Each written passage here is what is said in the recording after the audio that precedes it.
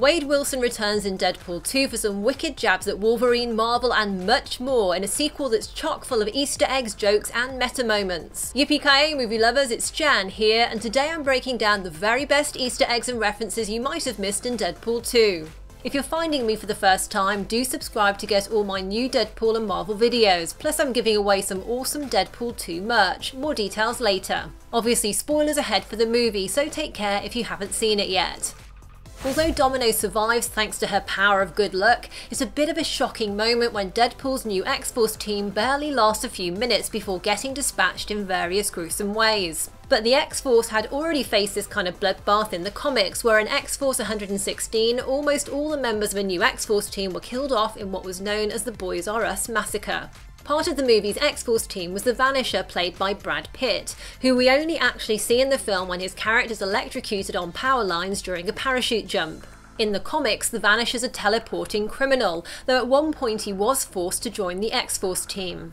When Deadpool gets covered in ash during the final fight, turning his red suit grey, it's a nod to his grey-coloured X-Force suit.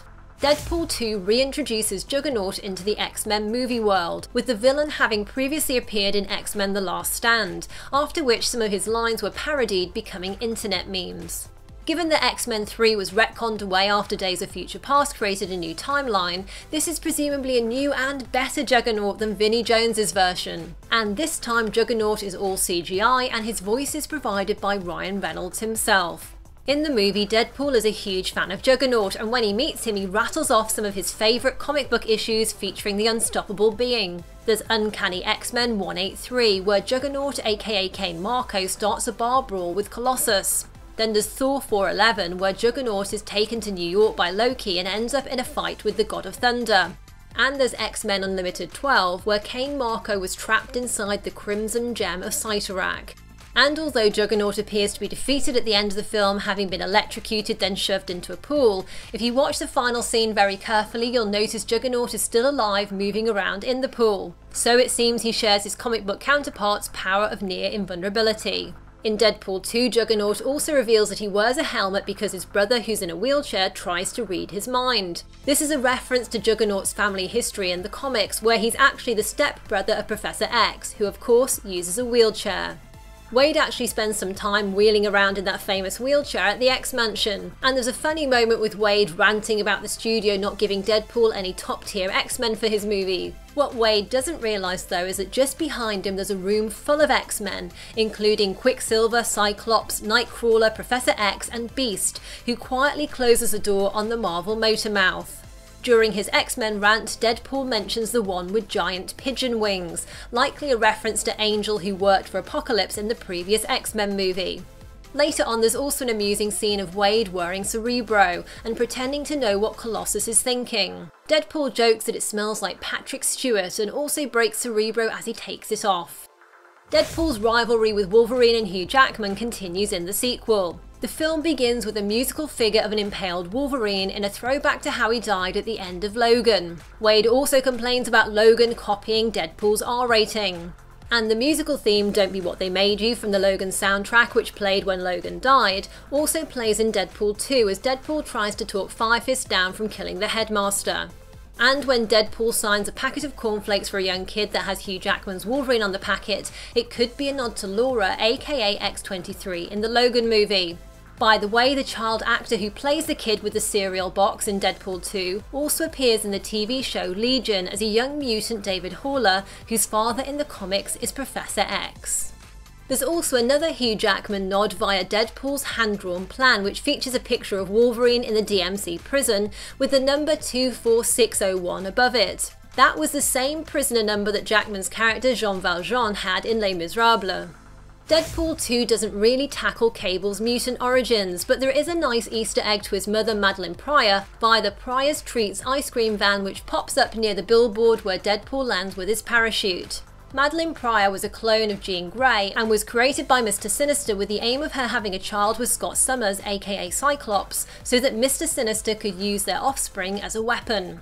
Deadpool also makes a joke about Cable's height in the movie and how he's only 5'11", much shorter than in the comics where his height is typically around 6'8". Sheriff Deadpool, you know, you're a lot taller in the— Shut up, you little— And when Cable tells Deadpool you're not a hero, you're just an annoying clown dressed up as a sex toy, it's a hat tip to Deadpool's hatred of clowns in the comics, which was also referenced in the first movie during his visit to the oncologist. Another Mr. Sinister connection comes via the Essex School for the Young, the institution where both Fire Fist and Domino were raised. Mr. Sinister's real name is Nathaniel Essex, and the supervillain was last teased in the X-Men Apocalypse post-credit scene, where men working for Essex Corp entered the Weapon X facility to collect vials of mutant blood which likely also contained samples of Wolverine's blood. It'll be interesting to see whether Mr. Sinister is slowly being set up as a big bad for the whole of Fox's X-Men franchise. And the Essex School with its cult-like propaganda and anti-mutant agenda feels reminiscent of the Purifiers in the comics. The Purifiers were set up by the fanatical X-Men hater William Stryker, and became a quasi-religious organisation that carried out terrorist attacks on the mutant population. Among the propaganda at the school are banners which say, M-Day is here. M-Day, which is also known as the Decimation, is the Marvel Comics event in which Scarlet Witch depowered masses of mutants. And anti-mutant leaders like William Stryker saw M-Day as a kind of divine signal to take further steps against the remaining mutant population. Deadpool 2 also features tons of callbacks to moments from the first Deadpool movie, but one especially interesting one is how the sequel pays off a line that Wade said to Blind Al in the 2016 film. There's about 116 kilos of cocaine buried somewhere in the apartment, right next to the cure for blindness. Good luck. And just as he promised, we see a package labelled Cure for Blindness nestled among Wade's stash of coke in Deadpool 2. By the way, according to an EW interview with Deadpool back in 2016, Codswallop, the last thing that Deadpool says in the sequel just before he dies, is his favourite word.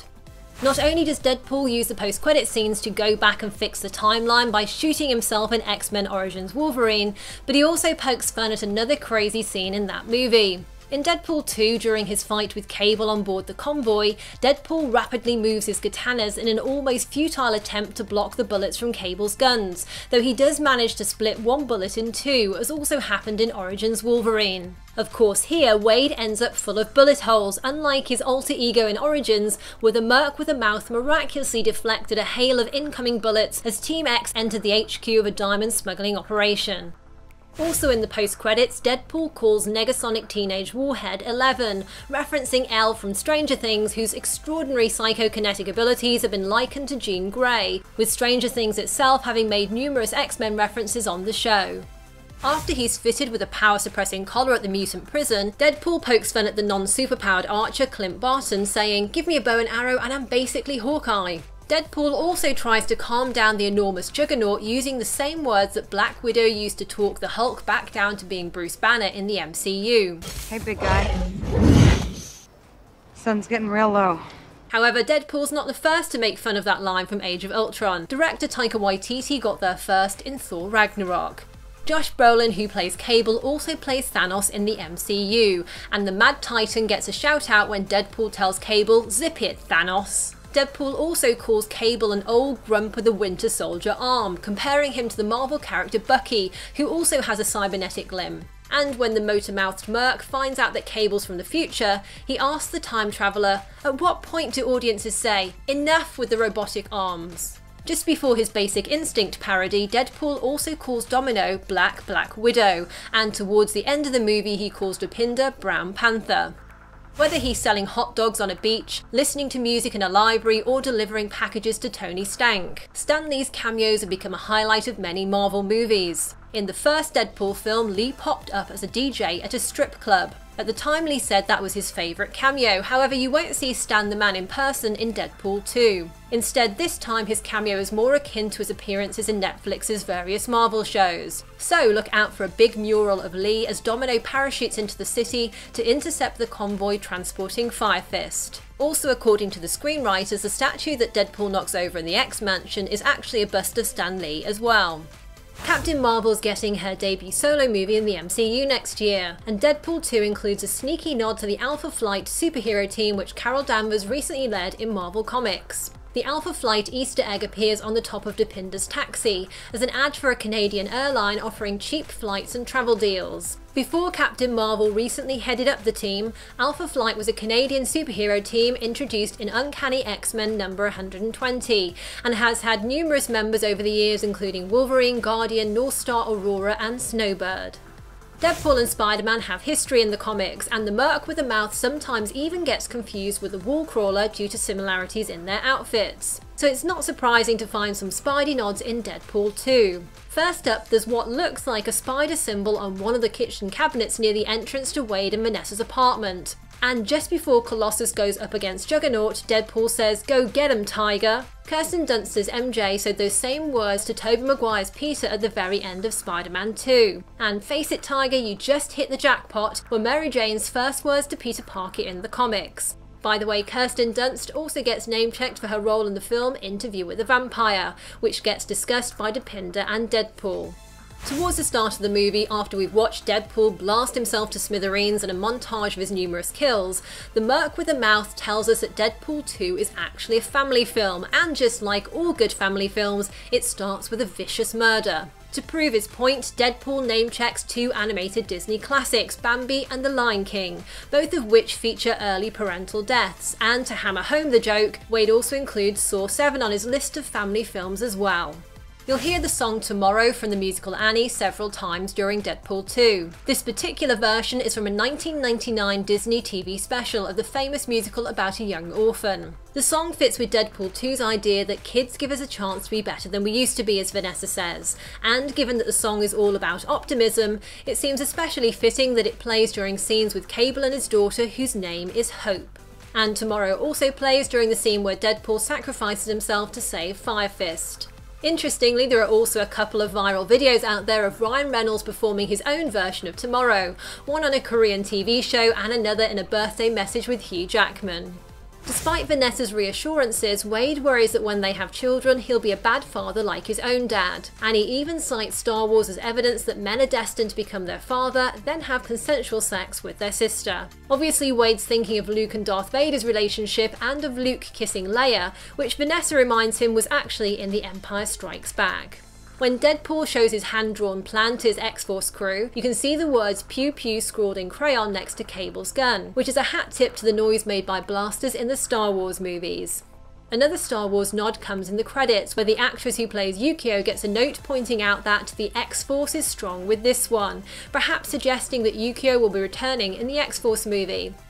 There's a running joke about Disney Animation's highest-grossing movie, Frozen, during Deadpool 2. It starts off when Wade and Vanessa are watching Barbra Streisand sing "Papa Can You Hear Me" in the movie Yentl, and Wade asks, "Does this song sound familiar to you?" And it continues at Weasel's bar with Deadpool asking, "Is it just me, or does Do You Want to Build a Snowman from Frozen sound suspiciously like Papa Can You Hear Me from Yentl?" Deadpool seems kind of annoyed about it, but Dopinder just loves Frozen.